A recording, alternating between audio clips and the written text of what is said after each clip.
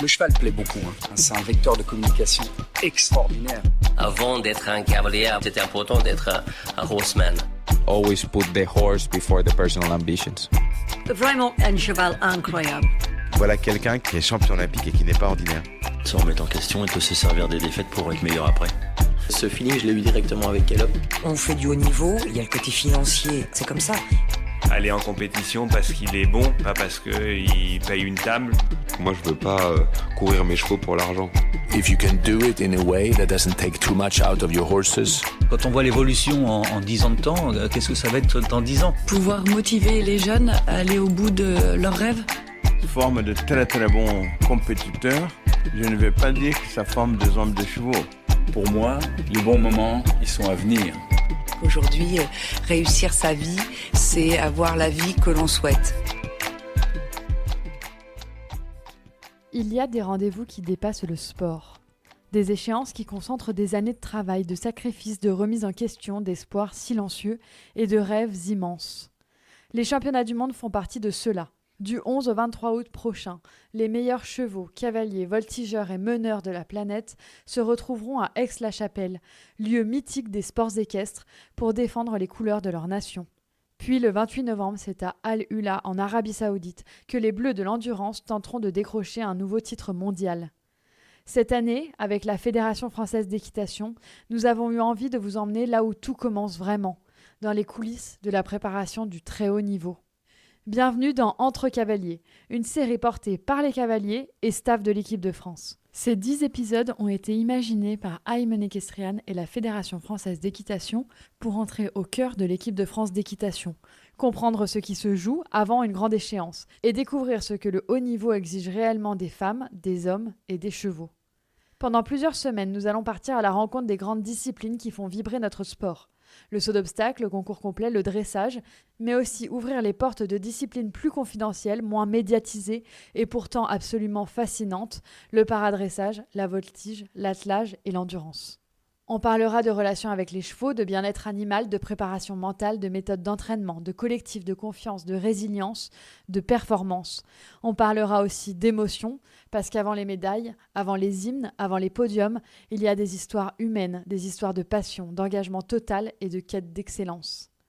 Pour nous, cette série représente énormément, parce qu'elle nous permet de raconter ce sport autrement, plus en profondeur, grâce à la générosité et l'accessibilité de nos plus grands champions. Et parce que collaborer avec la Fédération française d'équitation autour d'un projet comme celui-ci, c'est une immense fierté. Alors installez-vous avec nous, prenez le temps d'entrer dans les coulisses du très haut niveau et bienvenue dans cette discussion entre cavaliers.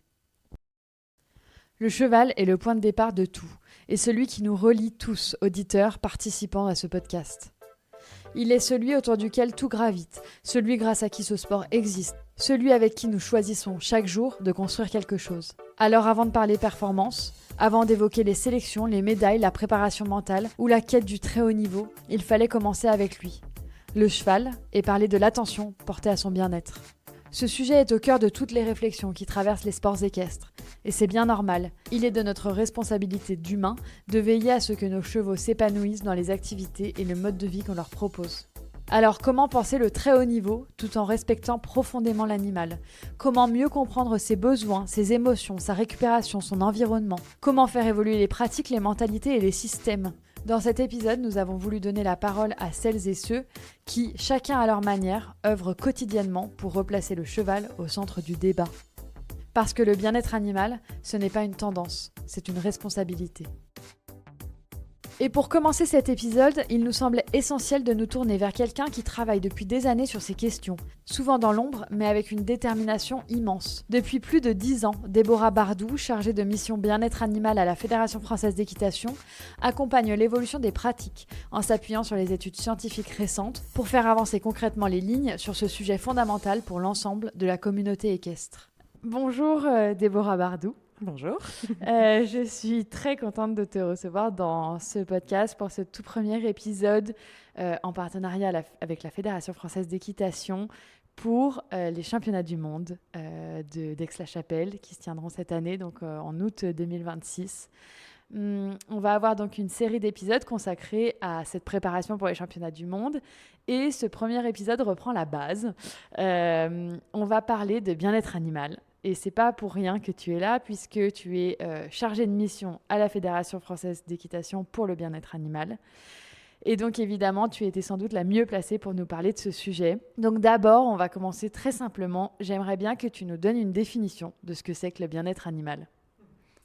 Donc, je vais forcément commencer par la définition scientifique, puisque c'est celle qui commence à être la plus connue, mais la plus répandue même dans le grand public, on va dire. C'est des notions qui sont vulgarisées de manière de plus en plus importante, donc je pense qu'elle ne sera pas étrangère à beaucoup des auditeurs.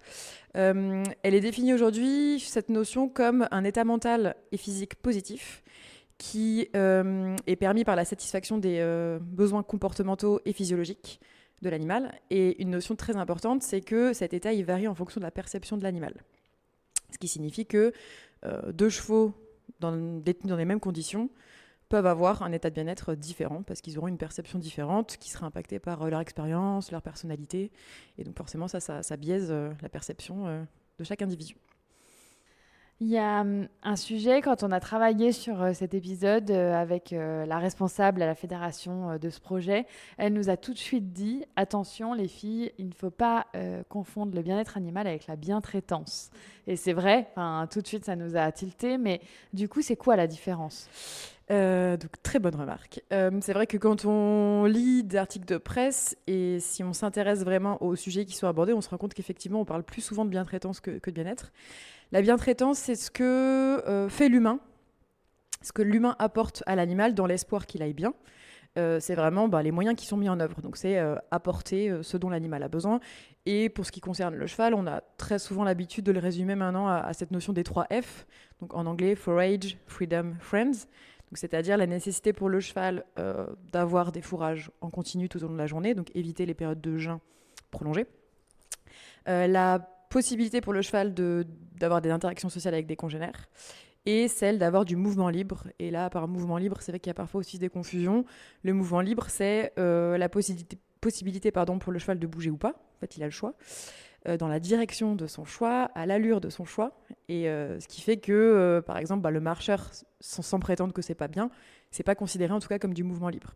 Donc ça peut pas le remplacer, même si ça peut avoir plein d'autres bénéfices. Et donc ces 3 F, c'est vraiment ce que l'on fait dans l'espoir que le cheval aille bien. Et le bien-être, c'est ce que le cheval lui en pense. C'est lui comment il voit les choses. Est-ce que les ressources qu'on lui apporte lui conviennent et comment il exprime entre guillemets son accord ou pas avec ces conditions-là.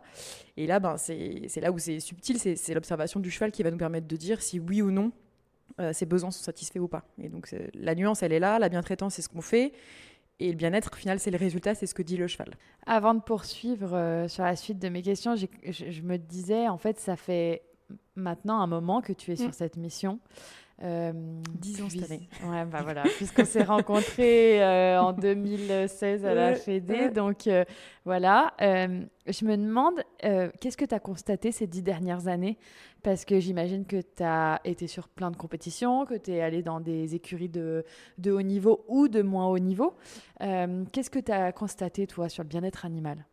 Eh bien moi, ce qui m'a le plus surprise, parce qu'au fil de ces 10 ans, je suis partie quelques années voir d'autres choses et finalement je suis revenue à la fédération cette année, et ce qui m'a le plus interpellée, c'est positivement, c'est vraiment le changement de perception que le public, quel qu'il soit, peut avoir sur ce sujet-là.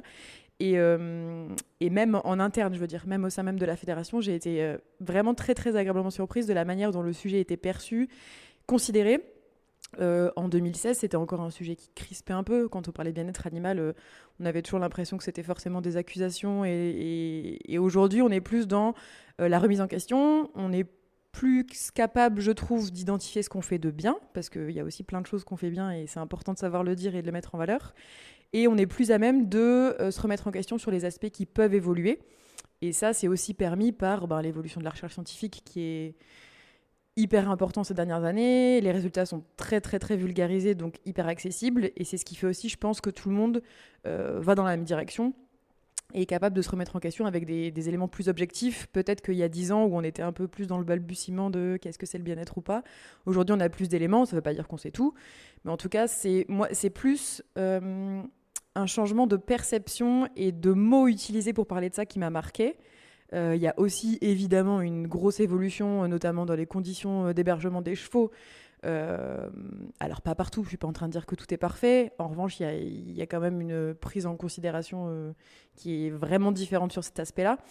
Et on en reparlera sûrement après, mais dans le cadre d'un projet de recherche qui est soutenu par Equiaction, le fonds de dotation de la FFE, pour ce qui est du haut niveau, on est justement allé observer les conditions d'hébergement des chevaux de haut niveau, et on se rend compte que cet accès au 3F, pour beaucoup, on y est, quoi. Donc c'est vraiment des choses qui sur le terrain, se traduisent par des évolutions de pratique qui sont hyper intéressantes, bénéfiques pour les chevaux, bénéfiques pour le sport, la performance, les cavaliers qui s'en occupent. Et donc oui, moi je suis assez...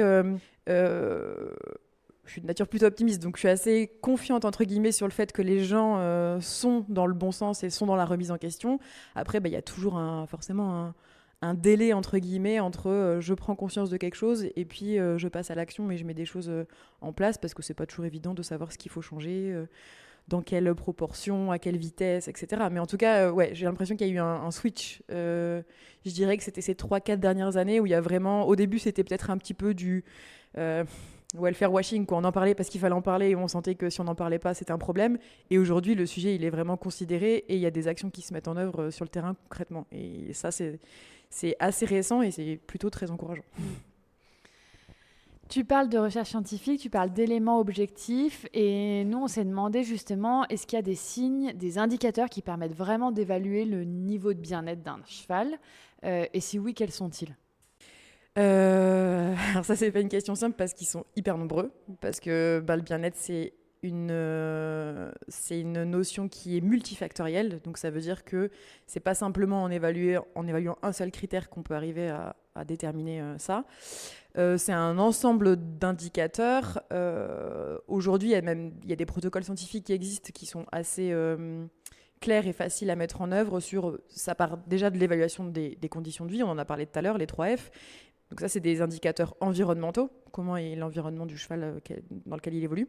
Et il y a des indicateurs comportementaux, on regarde le cheval et on voit ce qu'il exprime. Et en l'occurrence, on dispose de beaucoup d'indicateurs qui permettent d'évaluer quand ça ne va pas. Donc on a aujourd'hui, par exemple, 4 grands modes d'expression du mal-être chez le cheval qui sont identifiés et qui sont vérifiés d'un point de vue scientifique, qui sont l'expression de stéréotypie, l'éthique, l'hyperagressivité. Donc, quand un cheval est agressif en permanence, c'est pas une question de tempérament, c'est que ça traduit un mal-être profond et chronique qui doit être pris en charge. L'hypervigilance, un cheval qui est ultra stressé et alerte de son environnement en permanence, au-delà des variations entre les profils de race par exemple, voilà, ça c'est aussi une manière d'exprimer son mal-être. Et à l'inverse, on a l'apathie, le cheval qui se replie sur lui-même et qui réagit plus. Ça, on va dire que c'est les 4 façons dont dispose le cheval pour exprimer son mal-être. C'est ce qu'on appelle les comportements anormaux de manière schématique. Et ce qui est assez intéressant, c'est qu'en fonction justement de la personnalité du cheval, il va choisir inconsciemment l'une ou l'autre des voies. Un va plutôt exprimer des stéréotypies, l'autre va plutôt se replier sur lui-même, et c'est en ça que c'est important de connaître les 4, parce que tous ne vont pas s'exprimer de la même manière. Donc ça, c'est la façon qu'on a d'évaluer et d'identifier qu'un cheval va pas bien. Et aujourd'hui, ce qu'on essaye de faire, c'est justement de disposer d'indicateurs positifs et d'être capable de dire quand ça va bien. Ça, c'est plus difficile parce que c'est peut-être plus subtil et on dispose de moins d'éléments scientifiques.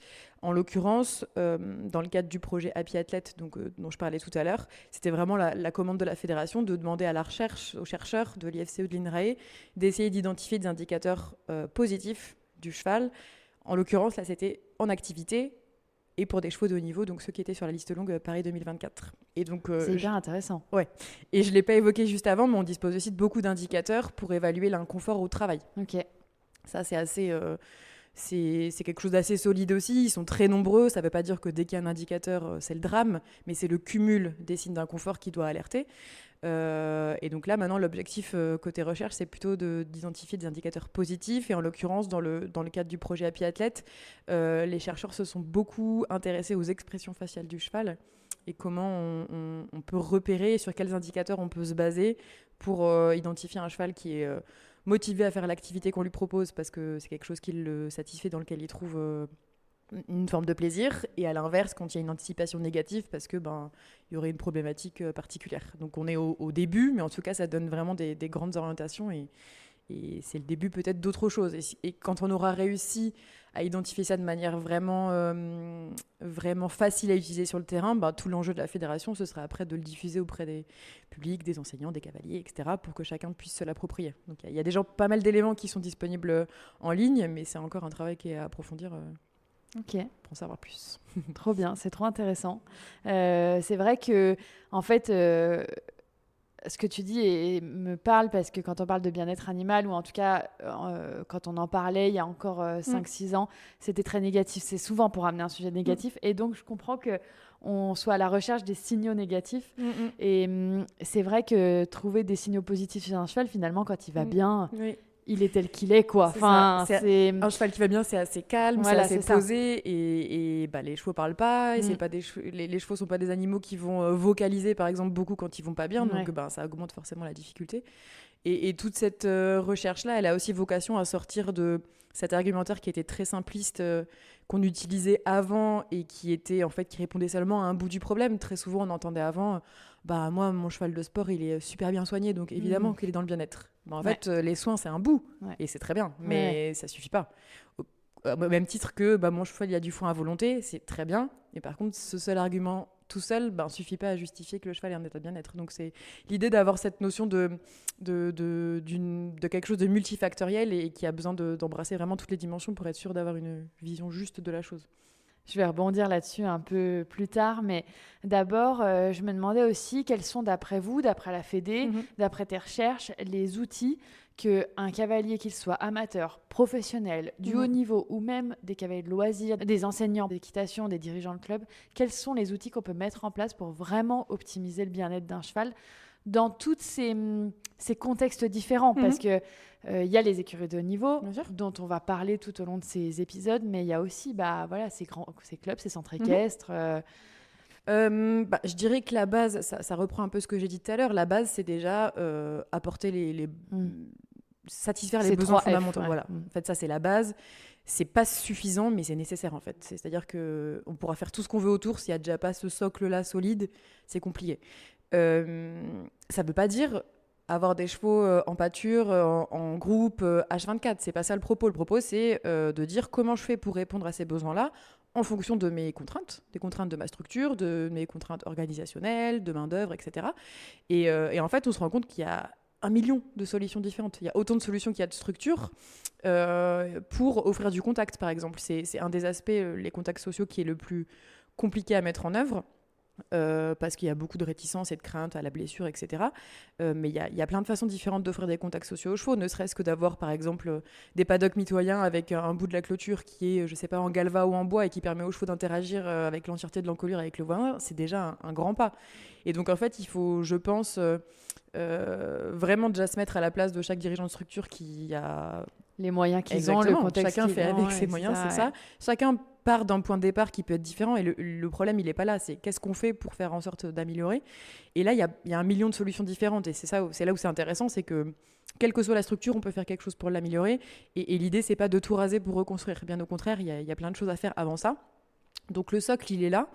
Et après, pour moi, la clé, c'est se former à repérer ces signaux, qu'ils soient positifs ou négatifs, mais c'est aiguiser son œil pour être capable de repérer quand un cheval il a un comportement pas habituel au travail, repérer les signaux d'inconfort, savoir se dire ok, là c'est pas comme d'habitude, ça, je sais pas si j'ai changé de matériel ou autre, être capable de dire ok, en fait j'ai changé un facteur et la réaction du cheval elle est pas positive, donc je dois mener une réflexion pour essayer d'arranger la situation. C'est vraiment éduquer, donc déjà pour les professionnels, se former, acquérir toutes ces nouvelles connaissances, parce qu'il y en a beaucoup qui sont récentes, mine de rien. Donc, si on a eu une formation d'enseignant d'équitation il y a 20 ans, c'est normal que ces notions-là, elles soient nouvelles et qu'il faille prendre le temps de les acquérir. Donc déjà, c'est se former pour être capable de comprendre ces éléments-là et après savoir les transmettre aux jeunes cavaliers.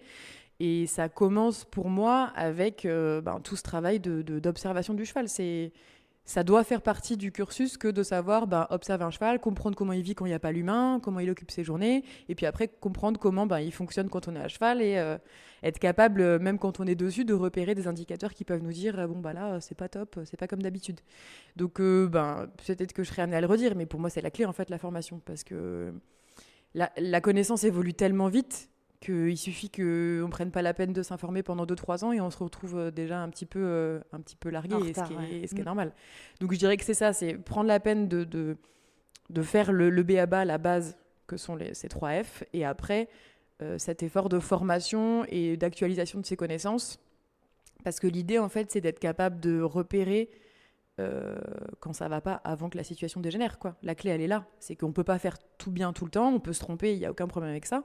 Par contre, c'est être capable d'identifier quand il y a besoin de rectifier un peu la situation pour que ça se passe correctement. Donc c'est la formation. Il y a quelques jours, alors je ne sais pas exactement si l'épisode sera diffusé au moment où celui-là est diffusé, mais on a enregistré Steve Gerda, qui est quand même un athlète de très haut niveau et quand même un ambassadeur du bien-être animal pour le coup. On a visité les écuries, tout est vraiment fait pour le cheval. Et on a diffusé donc un extrait qui a fait énormément réagir, où il disait qu'il était... qu'il s'adaptait vraiment aux chevaux et que c'était compliqué quand même de savoir si tel cheval préférait rester dehors toute la journée quand il pleut ou qui préfère rentrer ou quoi. Voilà, il nous disait, nous, on en a certains, quand il pleut des seaux d'eau, ils sont devant la porte et ils n'ont qu'une envie, c'est de rentrer. D'autres sont bien et tout. Donc, ça a fait beaucoup réagir. Certains étaient d'accord avec Steve Gerda, évidemment. Et d'autres se sont vraiment opposés à ces propos en disant que, oui, un cheval préfère rester dehors, quoi qu'il arrive, même sous la pluie, qu'il vente, qu'il pleuve, qu'il neige, et qu'il ne demande à rentrer que par conditionnement. Qu'est-ce que tu penses de ça par rapport à tout ce qu'on vient de dire là sur le sujet? J'ai vu l'extrait en question, donc je vois tout à fait de quoi tu parles. Moi, je suis assez d'accord avec le propos que tient Steve Gerda, qui est de dire qu'il faut s'adapter à chaque cheval. Et c'est ce que je disais dans la définition même du bien-être animal. On nous dit bien la perception varie en fonction de l'animal. Donc ça veut bien dire qu'il y a une notion hyper subjective et que des mêmes conditions de vie conviendront pas de la même façon à 2 chevaux. Là où je nuancerais un petit peu, c'est que je pense que si on observe effectivement qu'un cheval, par exemple, demande à rentrer, ça doit amener à se poser des questions. Ça ne veut pas dire qu'il y a un problème. Ça veut dire qu'au préalable, on s'est posé la question de est-ce que l'environnement que je propose quand je propose une sortie à l'extérieur est stimulant pour le cheval ? Est-ce qu'il y a un intérêt pour lui à être à l'extérieur ? Est-ce qu'il y a du foin ou de l'herbe à grignoter ? Est-ce qu'il y a des copains idéalement avec ou à côté ? Est-ce qu'il y a un abri en cas d'intempérie ? Parce que évidemment que s'il pleut des seaux d'eau par exemple et qu'il n'y a pas d'abri, ça paraît logique que le cheval demande à rentrer. Donc la première question, c'est est-ce que l'environnement que je propose est stimulant et répond aux besoins du cheval ? Auquel cas, après il y a une forme effectivement de préférence. Et il ne faut pas oublier également que le cheval fonctionne énormément par habitude, il est très routinier. Et il est vrai que si le cheval a été habitué à rester très peu de temps à l'extérieur ou a été peu habitué à l'extérieur, c'est évident que si on lui propose du jour au lendemain de rester à la demi-journée à l'extérieur, ça peut être une forme de stress pour lui et ça peut être quelque chose de pas forcément agréable parce que ça sort complètement de son quotidien. Donc il y a vraiment 2 choses, pour moi il y a deux questions à se poser. Est-ce que l'environnement est adapté et est-ce que le fait de proposer la sortie à l'extérieur, en l'occurrence dans cet exemple-là, ça a été proposé de manière progressive, et est-ce qu'on n'a pas jeté le cheval du jour au lendemain ? Ce qui, à mon avis, n'est pas du tout le cas de Steve Gerda, j'en ai bien conscience, mais en tout cas, pour les auditeurs qui se poseraient la question et qui, peut-être du jour au lendemain, se diraient « Ok, j'ai conscience que le cheval a besoin d'être en liberté, je vais lui proposer d'être à la journée dehors. » S'il n'a pas été habitué, que d'habitude, il n'a pas à se débarrasser des moustiques et autres des mouches, évidemment que ça crée une source de stress hyper importante d'un coup. Donc, il y a cette question de progressivité dans la manière dont on amène les choses qui est hyper importante pour les chevaux. Ils fonctionnent vraiment par habitude et la moindre... Les gros m'en parleraient mieux que moi, mais s'il y a le moindre détail qui est changé dans la routine, pour des chevaux qui bougent énormément, etc., évidemment que c'est perturbant et que ça peut générer des réactions comme celle-ci. Mais voilà, je pense que c'est pas un problème en soi. Par contre, il faut être capable de se dire qu'on s'est posé les questions avant de savoir pourquoi ce cheval peut avoir cette réaction. Si les besoins sont satisfaits à l'extérieur et que le cheval est habitué dehors et qu'il demande à rentrer, c'est qu'effectivement, il exprime le choix à l'instant T que il préférait effectivement être à l'intérieur. Et après, il faut être lucide avec les capacités que l'humain a en face à y répondre en permanence. C'est pas évident non plus pour un cavalier d'être H24 à regarder qui a envie de rentrer, qui a envie de sortir. Il y a aussi les moyens humains qu'on peut mettre en face pour satisfaire ces besoins-là et qui peuvent, à mon avis, pas être permanents à chaque instant de la journée, quoi. J'ai une dernière question pour toi et ça me permet aussi de tisser le fil, parce qu'on est là donc pour parler quand même de ces championnats du monde et donc du très très haut niveau. Et il y a une question qu'on pose souvent à nos invités dans I'm X Run, c'est de savoir est-ce que vous pensez que le sport de haut niveau est compatible avec le bien-être animal ? Toi, au bout de 10 ans de recherche et d'observation, tu as dû sans doute aussi observer le très haut niveau. Qu'est-ce que tu penses de ça ? Je suis persuadée que c'est compatible, que c'est possible. Par contre, je ne suis pas persuadée que c'est automatique et systématique. Pour moi, ce serait un raccourci de dire les chevaux de haut niveau performent, donc ils sont dans l'état de bien-être. Ça, pour moi, c'est quelque chose qu'on se dit pour se rassurer, peut-être. En tout cas, pour moi, c'est pas systématique. Par contre, c'est possible. C'est possible. Et en tout cas, pour la fédération, tout l'enjeu, c'est effectivement d'accompagner ces couples sur le long terme pour faire en sorte que ce soit le cas le plus systématiquement possible. En amont des Jeux, par exemple, il y avait eu vraiment un suivi longitudinal de la santé et de l'entraînement des chevaux qui s'était fait sur des mois et des mois avec le système Mazarin du plateau technique de l'IFCE, etc. Le but du jeu, c'est de mettre toutes les chances de notre côté. Par contre, je pense que c'est pas forcément très honnête de dire que c'est forcément automatique. Et c'est encore un argument qu'on entend beaucoup. Si le cheval gagne, c'est qu'il est forcément bien.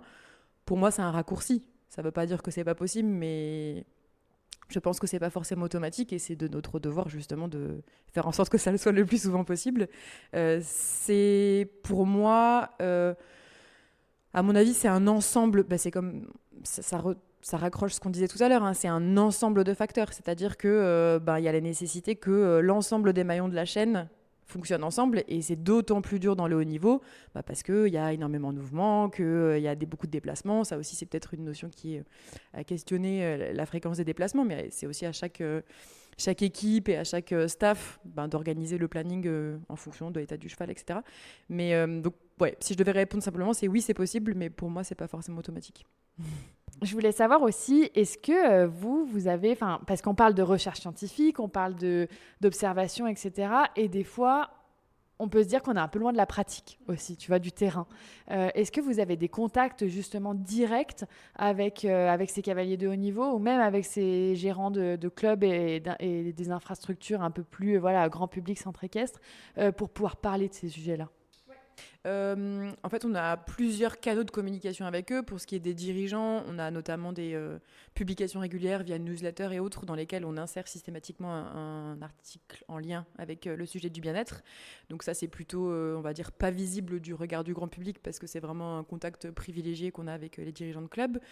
On a également beaucoup d'articles de vulgarisation scientifique, ce qu'on essaie de développer avec aussi des petites vidéos, etc. pour le grand public, vraiment la sensibilisation et l'éducation. Les programmes des galops, les guides fédéraux dans lesquels vraiment on essaye au fil des actualisations de rendre ces sujets de plus en plus, leur donner de plus en plus de place. Pour ce qui est des cavaliers de haut niveau, justement, on avait il y avait le séminaire des staffs des équipes de France qui s'est déroulé en novembre dernier. Décembre-novembre, je n'ai plus la date en tête. Et c'était super intéressant parce que c'était vraiment le regroupement de tous les entraîneurs, sélectionneurs, toutes disciplines confondues. Et on a pu avoir plus d'une heure d'échange avec ce public-là. Et c'était vraiment hyper intéressant de voir à quel point ils étaient ultra motivés de savoir comment aborder ce sujet-là, de savoir ce que disait la recherche de manière récente et quels indicateurs ils pouvaient prendre en compte pour vraiment l'intégrer dans la pratique de tous les jours, dans leur encadrement.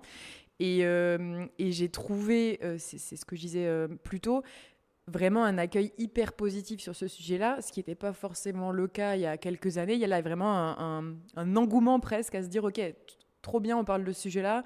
Comment vous êtes confronté à cette thématique-là dans vos pratiques ? Comment vous le gérez ?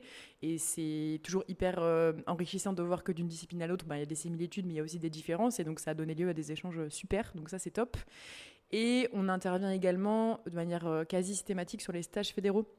Donc quand il y a des stages de détection ou autres, tous les types de stages fédéraux qui peuvent être mis en place par la DTN, les cavaliers sont sensibilisés à ces sujets-là, notamment via aussi du média training. On leur apprend aussi l'importance que leur parole peut avoir, notamment en termes de bien-être. Leur expliquer que en matière de sports équestres, forcément la compétition c'est la vitrine et qu'il y a un devoir d'exemplarité en quelque sorte sur ce sujet-là, et donc c'est vraiment des notions qu'on prend hyper au sérieux et qu'on essaie de distiller un petit peu dans toutes les actions qui sont mises en place auprès des cavaliers du plus petit, entre guillemets, jusqu'au plus haut niveau. Et lorsqu'on parle de haut niveau, difficile de ne pas penser à Karim Lagouag. Champion olympique, multiple médaillé international, figure incontournable du concours complet français. Karim connaît le très haut niveau comme peu de cavaliers. Mais ce qui nous intéressait particulièrement dans cet échange, c'est aussi son regard d'homme de cheval. Lui qui participait déjà aux Jeux équestres mondiaux d'Aix-la-Chapelle en 2006 et qui pourrait retrouver ce lieu mythique 20 ans plus tard, nous partage sa vision du lien entre performance et respect du cheval. Pour commencer, Karim, j'aimerais bien que tu me donnes ta définition, ce que c'est pour toi ta perception du bien-être animal. Oui, alors ma perception, ça va être en fait d'avoir le regard un peu du cheval, savoir si finalement il aime sa vie au milieu des écuries ou des paddocks ou de la compétition. Voilà, essayer faire preuve d'empathie, se mettre à sa place et se dire voilà, est-ce que mon cheval est heureux, est-ce qu'il se sent bien dans cet environnement. Comment est-ce que toi, tu les observes au quotidien? Comment est-ce que tu essayes de percevoir tous les jours si tes chevaux vont bien, s'ils sont heureux, s'ils sont en forme? C'est quoi tes indicateurs? Oui, alors c'est vrai que j'ai étudié ça parce que moi je suis avec les chevaux depuis que je suis tout petit, parce que mon oncle a une écurie, donc j'ai vécu avec eux même, je faisais les box, et je m'en occupais, je les mettais au paddock déjà tout petit, les poneys, les chevaux, et c'est vrai que j'ai développé en fait une façon de me conduire, on va dire, et de les observer. Au début, je ne réfléchissais pas. Et puis petit à petit, je m'y suis intéressé, notamment avec des gens qui font de l'éthologie ou des Normands qui font de l'élevage depuis longtemps. Et voilà, le dernier en date que j'ai trouvé très drôle, c'est toujours un peu assez pragmatique comme ça. C'est en fait quelqu'un qui jalousait son voisin qui avait des chevaux qui l'approchaient tout le temps. C'est-à-dire quand il arrivait dans un paddock, dans un pré, tous les chevaux étaient absorbés par lui. Et il était jalousé par son voisin et le voisin me disait tu te rends compte quand même, parce que je suis allé le voir pour lui demander comment il fait, est-ce qu'il leur donne à manger, tout ça, et lui il a dit non, simplement je n'ai jamais eu de gestes brutaux plutôt vis-à-vis d'eux, j'ai jamais fait va-t'en. Voilà, de temps en temps, ils se mettent debout et tout ça, ils sont impressionnants, mais j'ai jamais rien fait. Donc à chaque fois qu'ils ont on va dire une façon de se comporter, ça se passe très bien. Il n'y a pas de problème. Donc j'ai trouvé ça assez drôle quand même de se dire, voilà, il faut en fait être assez cheval, finalement. C'est vrai qu'ils puissent comprendre un petit peu ce qu'on leur veut. Et puis c'est vrai aussi, on dit une écurie, ça doit être le paradis du silence. S'il y a des hennissements, à part les étalons, tout ça, mais grosso modo, si ça tape, si ça fait du bruit, c'est que déjà, potentiellement, il y a une anomalie. C'est sûr que si moi, j'ai pas d'étalons pour le moment, et si j'entends hennir, je sors tout de suite pour que se passe-t-il? Souvent, c'est rien, mais ça me vient tout de suite à l'idée. Et puis après, c'est vrai, c'est tellement dans la globalité, l'état général, la façon de bouger, le fait d'être bien dans son corps, dans sa tête, d'être observateur. Nous, on a en même temps la volonté qu'il soit avec d'autres et en même temps la volonté qu'il puisse se séparer d'autres. Parce qu'on a aussi commis l'erreur de les mettre ensemble. Et puis après, quand tu veux en enlever un, c'est un peu plus compliqué. Donc après, on se forme pour réussir. Enfin, parfois, c'est vrai, on se fait des nœuds à la tête. Mais c'est hyper enrichissant. Et je dirais souvent, c'est du bon sens en fait. Il faut faire preuve de bon sens. Pas s'imaginer déjà qu'il s'agit d'êtres humains, surtout les considérer comme des chevaux ou des poneys ou des équidés. Et déjà, là, on évite, je pense, beaucoup d'erreurs. Je vais revenir un peu sur ton système et comment toi, est-ce que tu gères tes chevaux sur ce sujet-là. Mais d'abord, tu as dit quelque chose de très intéressant. Déborah Bardou, donc chargée du bien-être animal à la Fédération française d'équitation, nous disait que on avait fait beaucoup d'études sur l'attitude négative d'un cheval. Quand il tape, on sait qu'il ne va pas bien, etc. Par contre, c'est beaucoup plus difficile de savoir quand ils vont bien, parce que finalement, les chevaux, c'est des chevaux d'habitude, c'est des chevaux très routiniers. Donc toi... j'imagine que tu connais très bien tes chevaux, mais est-ce que c'est à ce moment-là où tu te dis c'est pas comme d'habitude, que là que tu vois qu'il y a un souci finalement? Oui, effectivement, quand il y a des anomalies, même légers, en fait, on est vraiment on essaye de pousser ça à l'extrême parce que c'est plaisant. Et moi, je vois à travers, dans les terrains, on va dire depuis une dizaine d'années, beaucoup avec les massages, tout ça, et essayer qu'ils prennent du plaisir, finalement, puisque c'est vrai que lorsque j'ai eu l'opportunité de le faire pour moi, j'étais drôlement content, je trouvais ça sympa. Et je me suis dit, tiens, j'ai envie de le faire vivre aussi à mon cheval, donc après on les observe. J'en avais un, il aimait pas spécialement, c'était Punch, et j'ai Triton, par exemple, qui lui adore. Donc après, on trouve. Punch, il aime bien être un peu, on va dire, isolé. Et par moment, quand lui, il a décidé d'être avec d'autres, mais il aime bien être un petit peu tout seul aussi, ou même avec moi. Alors que Triton, pas du tout. Il aime bien avoir toujours de la compagnie, que ce soit d'autres chevaux, ou que ce soit moi-même. Donc voilà, faire aussi, c'est un peu comme les personnes, quoi. Essayer de faire preuve un peu de pédagogie, on va dire. Et encore une fois, ça se passe bien. Mais pour répondre évidemment à cette question, oui, effectivement, dès qu'il y a une anomalie, il faut essayer de comprendre pour quelle raison. Et puis ensuite, il n'y a pas de... Je crois pas... Il y a des choses basiques, évidemment, qu'on peut donner à tout le monde. Et ensuite, c'est très spécifique aussi. C'est de l'écoute, c'est quotidien. C'est aussi adapter son environnement. On ne peut pas demander à des gens qui habitent, on va dire, dans une ville de faire la même chose qu'à la campagne. Enfin, il ne faut pas non plus... faut pas être complètement obtus, ou alors après on les enlève des villes, ça devient peut-être un peu ridicule. Donc non, l'idée c'est vraiment de se dire on essaye d'optimiser au maximum notre environnement. Bon, moi j'ai la chance d'habiter à la campagne, mais c'est vrai, ils aiment bien être dehors, mais pas que, ils aiment bien aussi rentrer parfois. On les laisse libres de fonctionner comme ils le souhaitent. Alors justement, j'aimerais bien savoir un peu quel est ton système aujourd'hui. J'imagine que le bien-être animal, évidemment, c'est un sujet qui a toujours été là depuis des années, etc. Mais c'est vrai que ça fait 10 ans qu'on en parle de plus en plus, que c'est vraiment un vrai sujet et que parfois notre sport a été très attaqué sur ce point-là. Qu'est-ce que tu as mis en place? Est-ce que tu as essayé des choses, puis finalement tu es revenu en arrière? Comment ça s'est passé ces dernières années pour toi par rapport à ton système? Alors, on va de plus en plus, on va dire, dans le détail, mais globalement, si vous voulez, le dernier maillon, et c'est toujours assez drôle d'ailleurs, c'est le dernier maillon sur lesquels j'ai vraiment... on m'en avait pas parlé tant que ça finalement, et j'ai découvert un peu par moi-même, c'est le fait de soi-même d'être bien déjà. Que vous êtes bien dans votre tête, vous êtes bien dans votre corps. C'est incroyable ce que ça positive. Il ne faut pas être finalement le maillon faible du duo. Si on est deux, il ne faut pas que soi-même on soit le maillon faible. Donc s'entretenir, vivre des choses. Parce que quand on vit des choses soi-même, par exemple, quand vous avez besoin de récupérer, quand vous avez des courbatures, comment vous les enlevez, les exercices que vous faites, tout ça, finalement de découvrir ça sur soi, c'est beaucoup plus parlant que de la théorie, quoi. Et quand vous le partagez après avec le cheval, vous sentez sa respiration, vous sentez les petites éventuellement courbatures ou peu importe. Ça, je trouve ça tellement passionnant.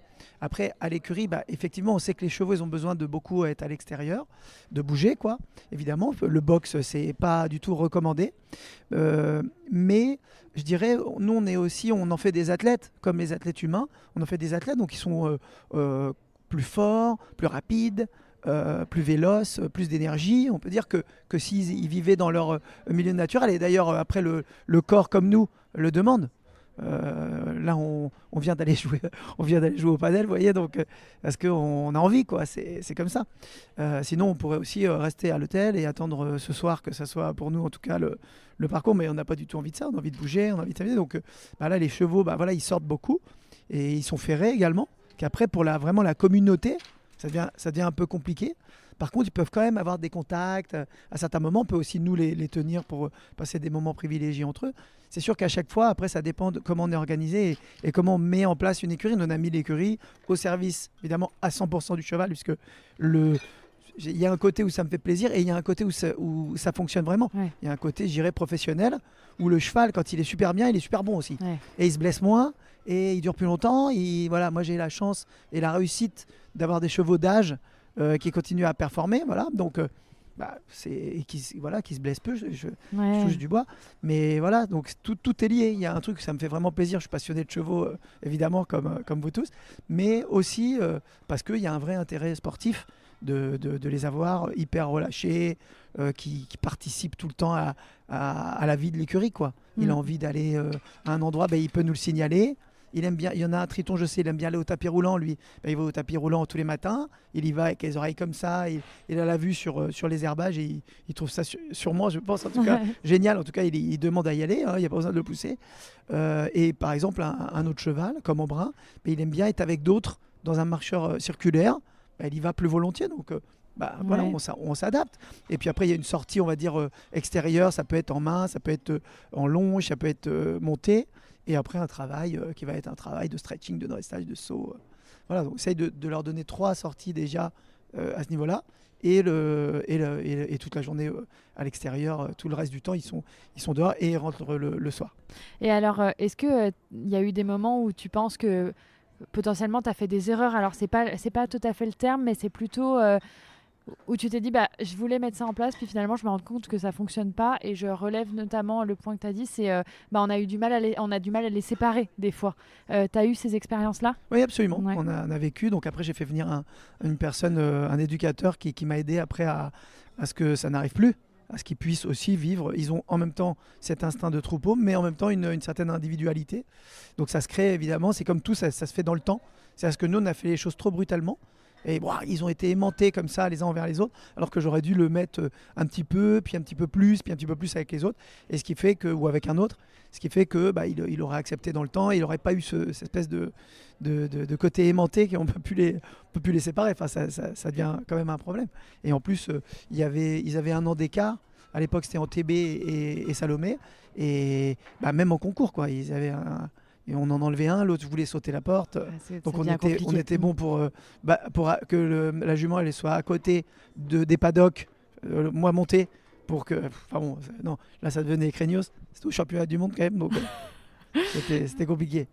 Tu l'as dit, et c'était une de mes questions, tu m'as devancé, mais tu montes encore des chevaux dont la longévité est impressionnante, et on pense notamment à Triton, évidemment. Quelles sont d'après toi les clés du succès? Parce qu'on parle de bien-être animal, et qu'il ne faut pas confondre avec la bientraitance qui va être tous les soins qu'on leur apporte, etc. Comment est-ce que tu peux expliquer que tu fais partie quand même de ces rares cavaliers à monter des chevaux d'âge encore à très haut niveau? Oui, alors il y a évidemment, c'est un savant mélange de bientraitance et de bien-être animal quand même. C'est-à-dire les soins, c'est quand même... Parce qu'en fait, la détection, c'est vrai que la médecine vétérinaire est comme humaine est de plus en plus performante.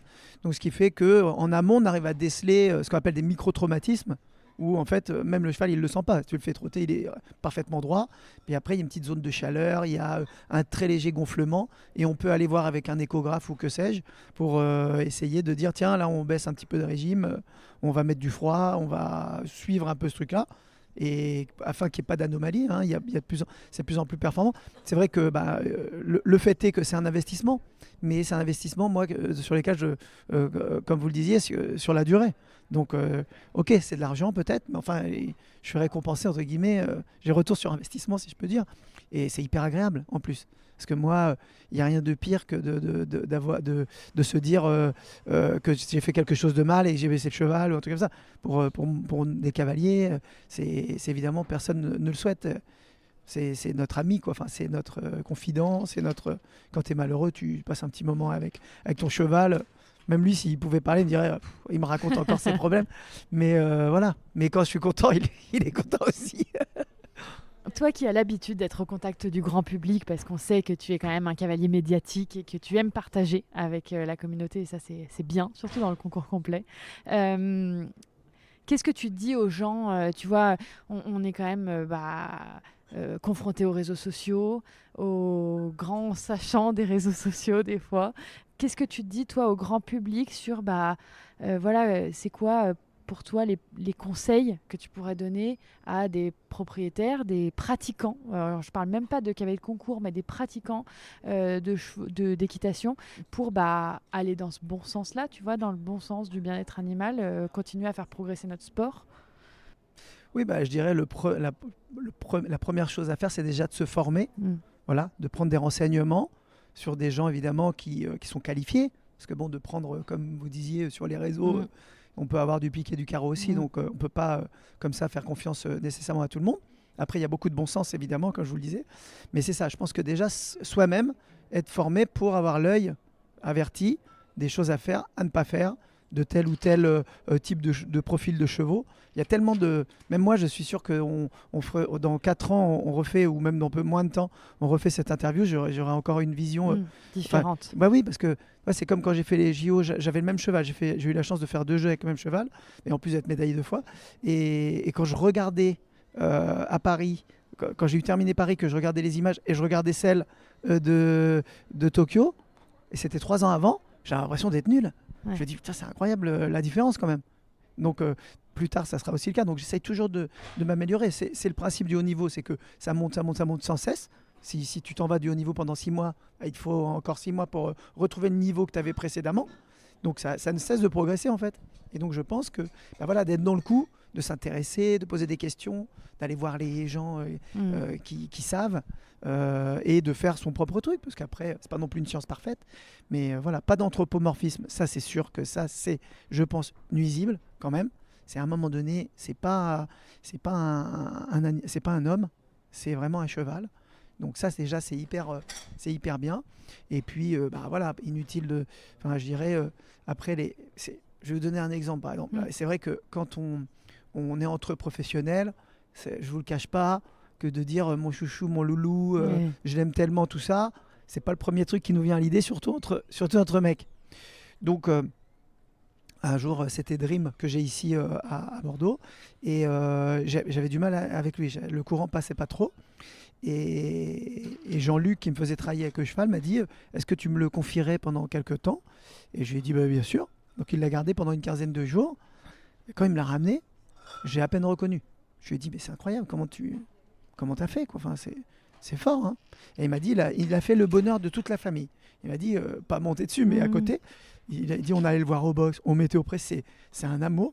Alors, c'est vrai que c'est un amour à pied et quand même un peu un lion dessus. Ouais. Mais avec que de la bonne volonté, hein, mais vraiment très, très, très énergique et très sensible. Et lui il m'a dit mais c'est un truc de dingue. Il dit j'ai pas ressenti ça depuis longtemps. J'adore ce cheval. Vraiment je l'aime quoi. Il me dit dommage que je sois un peu âgé parce que je remets très bien les bottes pour faire du concours avec un cheval comme ça. Il me fait vraiment vibrer quoi. Et toi, il m'a donné aucune... plus tard, oui, mais là, il m'a rien donné de technique. Il m'a pas dit, tu comprends, je l'ai mis un peu plus bas, j'ai soulagé, j'en sais rien. Enfin, pas du tout. Il m'a dit, je l'aime, mais c'est dingue. Et moi, ça m'a... Ouais, ça a travaillé. Je l'ai pris comme un défi déjà, parce que je me suis dit, en fait, c'est pas un problème technique, c'est un problème sentimental, entre guillemets. Et je me suis lancé un peu là-dedans, presque en me forçant de me dire que vraiment j'y croyais, que vraiment j'aimais ce cheval. Et aujourd'hui, je suis vraiment... ça paye. Je suis récompensé. Et moi, je me suis aussi formé par rapport à ça, parce que c'était un peu pauvre peut-être dans la personne lorsque je montais des chevaux, où tout de suite, il n'y avait pas un feeling, ou voilà. Ça, je gardais un peu de distance. Et finalement, entre guillemets, pas de se forcer, mais de s'éduquer en disant, oui, mais il a tellement de vertus. Ok, là, ça c'est compliqué, mais il y a tellement de vertus à côté que le jeu en vaut la chandelle. Et je me suis mis à avoir une vision déjà que je ne suis pas quelqu'un qui voit à deux mains, je vois déjà loin. Mais là, j'ai vu encore plus loin. J'ai dit, je me laisse 2 ans. Pendant pratiquement 1 an, j'ai même pas fait de complet parce que ça le stressait de faire du cross. Et vous voyez, c'est derrière nous, parce que là, il fait même des cross indoor. Je veux dire qu'il y aurait moyen quand même de lui faire un peu peur, quoi. Et non, parce que maintenant, on travaille sur la confiance, donc son caractère, entre guillemets, ses ressentis, tout ça, il n'a pas évolué, et toujours aussi sensible. Mais par contre, il me fait confiance, quoi. Et moi également, d'ailleurs. J'ai une toute dernière question, Karim. On est à quelques mois des championnats du monde. J'imagine que c'est une échéance que tu vises forcément pour ton palmarès et ta carrière et pour tes chevaux. Comment est-ce que tu t'y prépares? Oui, il y a une chronologie, on va dire, de calendrier. Voilà, on s'est mis d'accord avec le staff pour se qualifier déjà, parce que Dream, en l'occurrence, n'est pas encore qualifié. Il lui faut un 4 étoiles long. Et donc, on va à Pratoni d'Alvivaro au mois d'avril. Et donc, il y a une chronologie comme ça. Ensuite, l'idée, c'est vraiment de... Au début, j'avais vraiment les dents qui rayaient pour y aller, quoi. Là, c'est pas que j'ai pas envie d'y aller, c'est plus que je connais les clés pour y parvenir. Tu peux pas y être à chaque fois.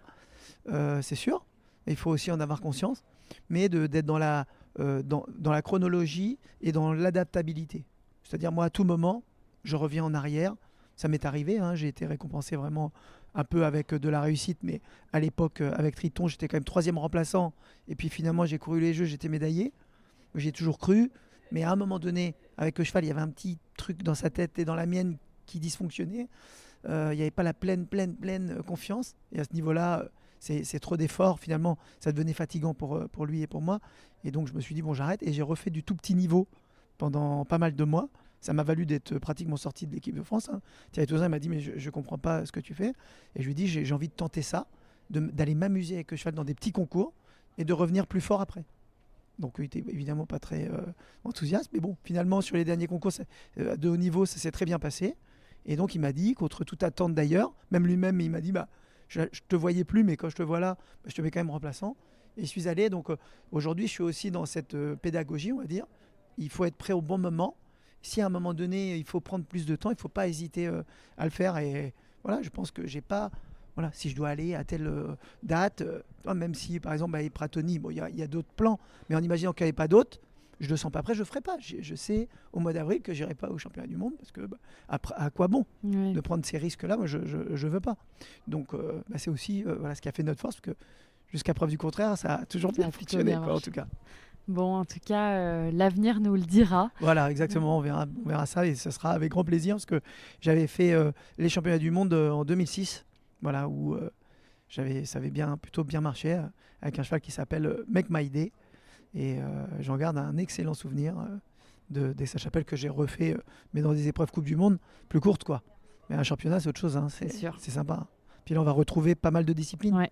Parce que parfois, c'est un peu plus disloqué. L'attelage, la voltige. Là, ouais. Il n'y a que l'endurance qui n'y sera pas. Qui n'y sera pas, mais les 6 autres, oui. Et c'est un truc que j'adore vivre avec les autres. Merci beaucoup, Karim. Merci à vous. Et puis il y a ceux et celles dont on parle moins, mais sans qui rien ne serait possible. Les grooms. Ceux qui connaissent les chevaux dans leur intimité quotidienne, ceux qui veillent sur eux du matin au soir, toute l'année, dans les bons jours comme dans les plus difficiles. Alors qui de mieux que Cécile Dupré, groom de l'écurie Chevel et notamment du couple Jeanne Sadran et Dexter de Kerglen, actuellement sur la longue liste des mondiaux d'Aix-la-Chapelle, pour parler du bien-être animal au quotidien. Je m'appelle Cécile Dupré, je suis groom de Jeanne Sadran depuis bientôt 8 ans. Et voilà, je suis à ses côtés sur ces événements et j'essaye de lui apporter mon soutien tout au long de son sport. Votre rôle est clé, évidemment, dans la performance de Jeanne et de son piquet de chevaux, puisque vous prenez soin des chevaux, de ses chevaux de tête, depuis plusieurs années. Cet épisode, c'est un focus sur le bien-être animal. Et j'aimerais vous demander, dans quelle mesure est-ce que vous arrivez à observer le bien-être de vos chevaux ? Qu'est-ce que vous regardez le matin quand vous arrivez aux écuries ? Quelles sont un peu les petites clés qui vous font dire que vos chevaux vont bien, qui vont dans le bon sens et que tous les feux sont au vert? Alors, le bien-être animal, déjà, c'est un vaste sujet. Nous, on se concentre sur le bien-être physique et le bien-être émotionnel, notamment lors des compétitions, puisqu'on peut être amené dans des situations un peu plus stressantes. Et moi, je suis là pour veiller justement à ce bien-être physique et à gérer leurs émotions au mieux. Est-ce que vous avez une routine particulière en compétition quand vous arrivez à l'écurie le matin ? Est-ce qu'il y a des petites choses que vous faites quand vous arrivez pour vous assurer que tout va bien ? Alors déjà, je m'assure qu'ils vont bien en arrivant parce qu'ils nous reconnaissent, donc ils savent bien quand je suis là, ce que c'est pour eux. C'est déjà un premier signe de voir s'ils viennent bien à la porte et dire bonjour.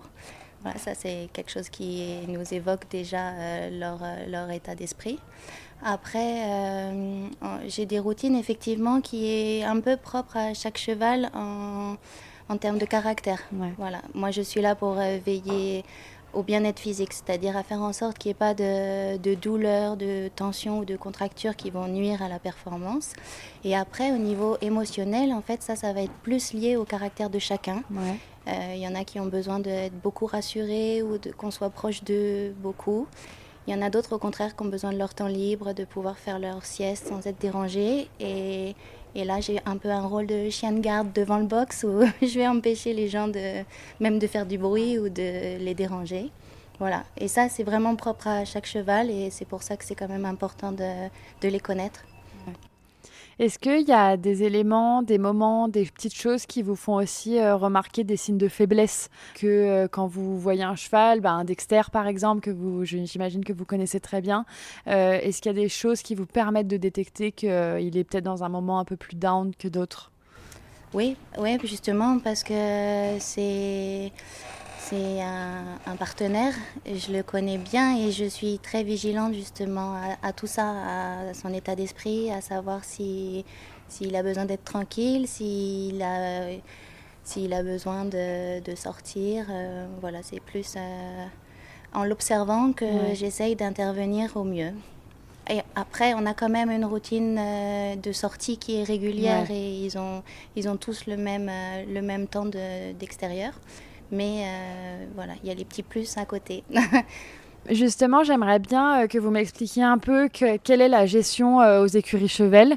C'est une écurie où nous, on a déjà reçu Jeanne dans le podcast qui s'était longuement exprimée sur le système qui avait été mis en place. C'est vrai que tout est fait autour et des cavaliers, athlètes et des chevaux.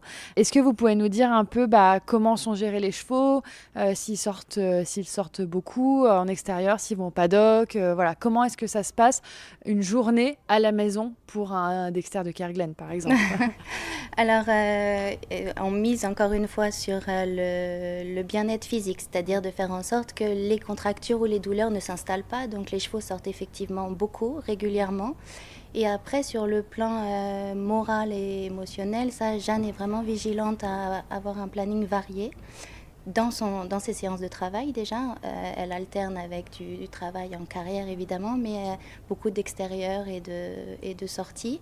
Elle a la chance d'avoir aussi une piste de galop, des balades autour qui sont bien agréables. Donc, ils sont préservés moralement comme ça, avec en plus la possibilité d'aller au pré, d'avoir un spa. Enfin bon, tout est vraiment fait pour que justement le bien-être soit de mise. Il y a une question qui se pose dans notre sport, c'est que aujourd'hui, parfois le grand public critique le sport, critique notre sport de haut niveau parce que certaines personnes ont la conviction que nos chevaux ne sont pas faits pour être dans des boxes, sauter des obstacles, etc. Vous qui connaissez bien vos chevaux, vous qui connaissez bien ces athlètes, qu'est-ce que vous pourriez répondre aussi à toutes ces personnes Oui, c'est effectivement un thème controversé parce qu'il y a beaucoup de confusion. On parle de bien-être animal, mais c'est encore une fois, on s'occupe du physique et de l'émotionnel. Et là, on parle de chevaux de sport qui sont faits pour faire du sport. Si je peux faire une comparaison chez l'humain, le bien-être n'est pas le même pour chaque individu. Il y en a, ça va être de passer un moment dans le jacuzzi. Il y en a, ça va être d'être dans leur canapé, alors que d'autres, c'est un accomplissement soit intellectuel, chez certains, c'est au travail sur des dossiers, des rapports, et d'autres sur un dépassement physique. Je pense aux sportifs, effectivement. Et bien, pour moi, les chevaux, c'est pareil. Il y en a, effectivement, qui sont bien dans leur pré et qu'il n'y a pas de raison de les forcer à faire quoi que ce soit. Moi, là, on a affaire à des chevaux qui font au plus bas 500 kilos. On les monte dans des camions. Je ne suis pas bien épaisse, on est sur des petites longes. Ils aiment ça. C'est des chevaux de sport. Et c'est quand même connu qu'il y a beaucoup de chevaux de sport. Au moment de la retraite, c'est compliqué. Parce qu'abandonner au pré, c'est une déchirure pour eux. Donc, en général, ils sont même remis au travail pour finir leur vie. Donc, non, je pense que vraiment, ces chevaux-là, ces athlètes-là, ils sont là parce que ça leur plaît et de leur plein gré.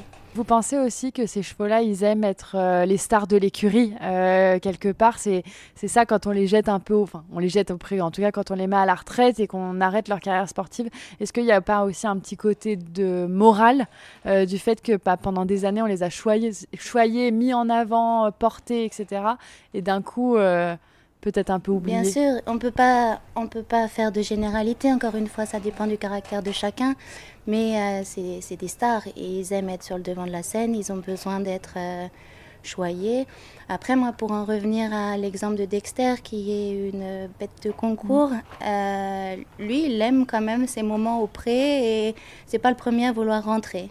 Okay. Alors que dans l'écurie, il y en a d'autres, au bout de 20 minutes, ils sont à la porte. Je pense qu'il faut pas faire d'amalgame, il faut pas...